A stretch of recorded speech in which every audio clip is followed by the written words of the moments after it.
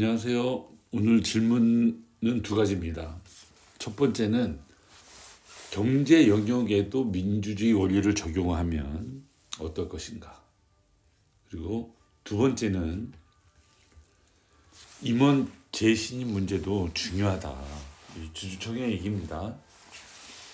그래서 2025년 내디뎌야 할 경제민주화의 첫걸음으로 우리는 주주총회의 시간이 다가왔고, 일반 주주는 어떤 식으로 표결에 참여할 것인가가 중요하다고 봅니다. 그래서 지난 철회 노동자에서 우리는 자본에게 주어진 무한한 자유, 이대로 좋은가라는 문제의식 속에 87년 민주화 이후에 변함없는 자본의 권력을 지적한 바가 있습니다. 그리고 주주총회의 시간이 다가오는 만도는 이제 3월 26일인데 일반 주주는 어떤 기준으로 표결할 것인가에 대해서 얘기하고자 합니다. 경제개혁연구소에 있고, 이 단체는 경제개혁연대라는 단체도 연관돼 있죠. 김은찬 교수의 제안을 살펴봅니다. 김은찬 교수는 일반 주주도 우리가 이제 기업의 정보를 자세히 알 수가 없습니다. 개인이. 그렇기 때문에 참고할 곳이 있다라는 제안을 하죠. 나쁜 안건, 좋은 안건을 우리가 직접 구별을 못하기 때문에 참고할 곳으로는 두 군데를 얘기하는데, 첫 번째는 국민연금 누리집을 참고하자. 여기가 주요 회사 안건에 대해서 찬반 의견을 공개하기 때문에 국민연금 누리집을 참고하자는 얘기고요. 또 하나는 우리나라의 이제 최초 의결권 자문회사인 좋은 기업 지배구조 연구소를 참고하자는 겁니다. 이 두 군데에서 의견들을 낸다는 얘기입니다. 첫 번째는 이 의견들 중에 임원 보수에 대한 이야기가 있어요. 몇 군데에서 임원들이 특히 지배주주가 보수를 받는 것이 과연 타당하냐, 이런 얘기입니다. 정몽원 회장 같은 경우에 보시다시피 만도뿐만이 아니라 지주회사, 그리고 HLDNI 건설입니다. 그리고 HL 클레무브 분할된 곳이죠. 여기서도 네 군데에서 보수를 받습니다. 가장 높은 곳이 HL 홀딩스고요. 그 다음에 만도입니다. 작년에도 2024년에도 만도와 HL 홀딩스에서는 2023년 금액과 거의 유사한 금액을 받는 것으로 알려졌습니다. 그런데 정몽원 회장이 몸은 하나인데 그렇다고 손오공의 분실수를 쓰는 것도 아니지 않습니까? 그런데 하루에 이 4개의 회사에서 일을 동일하게 할 수 있을지, 그것이 사실 의문이죠. 저희가 볼 때는 결국은 3세 승계를 위한 작업 아니냐라는 합리적 의심을 하지 않을 수가 없다. 그래서 이제 우리도 일반 주주로서 지배주주가 이렇게 중복으로 보수를 받는 것이 타당하냐, 이런 얘기를, 이런 판단 속에서 표결에 참석했으면 좋겠다. 더구나 이제 우리 HL 만도는 우리 사주조합이 있죠. 그래서 전 직원이 우리 지분을 가지고 있습니다. 그래서 이런 합리적 판단의 근거를 가지고 표결에 임해야 되지 않겠느냐, 이렇게 보는 겁니다. 두 번째는 임원 재신임 문제도 되게 중요하죠. 특히 이제 임원 재신임과 관련해서 국민연금과 좋은 기업 지배구조 연구소는 찬반 입장을 발표하는데 그런 기준이 한 4가지 유형으로 반대 기준이 있습니다. 첫 번째는 사익 편취로 인해서 회사에 손해를 입혔다. 이런 사례가 있는 재벌 총수들에 대해서는 반대 입장을 냅니다. 그리고 법률 위반으로 검사가 기소해서 재판 중인 전문 경영인들에 대해서도 반대 입장을 내죠. 또 법률을 위반하지 않았지만 국민과 주주를 분노케 한 사고나 결정에 책임이 있는 전문 경영인들에 대해서도 마찬가지고요. 또 마지막으로는 지배주주나 경영자로부터의 독립성이 의심되는 법무법인 소속 회사 이사들입니다. 지나칠 수 없는 중요한 문제들입니다. 이 4가지 기준들이. 그리고 안타깝게도 만도에서는 이 오너가 리스크였어요.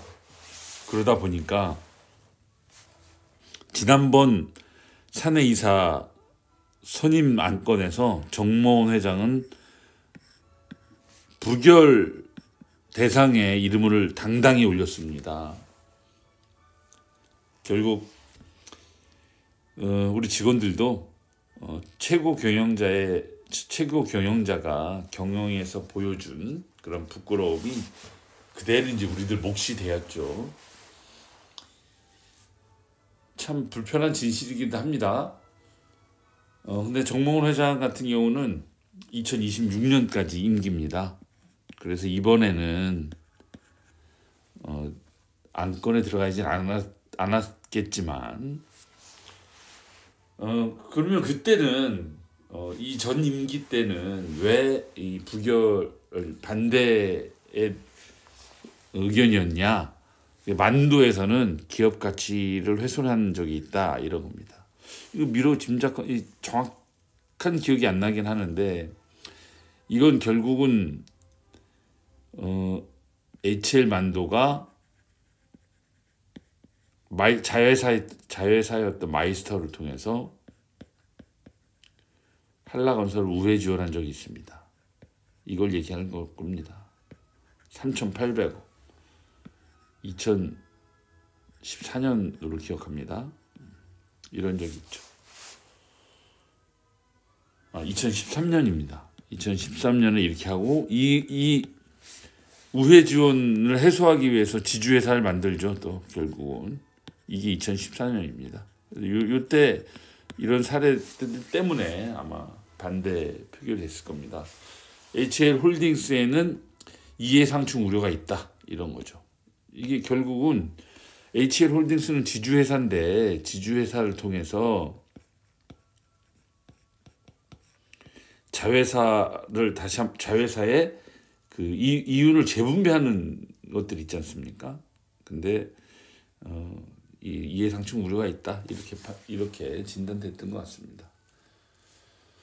그렇다면 내년에 가서는 임기가 끝나는 내년에 가서는 이 문제를 해소할 수 있을까? 이런 기업 가치 훼손이라든지 이해상충 우려라든지 아까 4가지 이유였던 내용들을 피해갈 수 있을 것이냐. 근데 저희가 볼 때는 쉽지 않아 보입니다. 왜 그러냐면 2024년 내용으로 요약한 것이 있는데 이 공정위로부터 정몽원 회장은 경고 조치를 받은 바 있습니다. 이게 왜 그랬냐?